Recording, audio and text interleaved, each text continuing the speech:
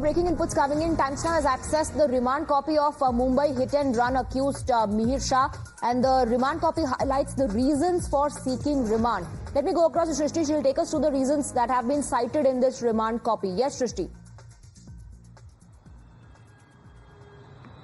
Well, of course, there are several reasons which has been cited by Mumbai police for the remand of accused Mihir Shah.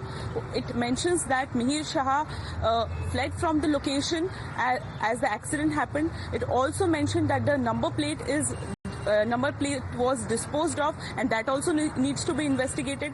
The driver, who is already arrested by Mumbai police, and Mihir Shah needs to be interrogated face to face so that the discrepancies in the case can be investigated furthermore. It also mentions the fact that both Mihir Shah and driver were in the car, and what exactly happened at that particular point when the accident happened, that also needs to be investigated is also mentioned. It also mentions that it is necessary to investigate whether the arrested accused Mihir Shah tried to destroy the evidence by contacting anyone after the incident happened or not. Those are the points which have been mentioned by the Mumbai police for the remand of Mihir Shah. It also mentions the entire sequence which we broke yesterday for the first time, and it mentions that how this entire accident happened, how this particular accused along with his driver came from Borivali, and that time driver was driving the car.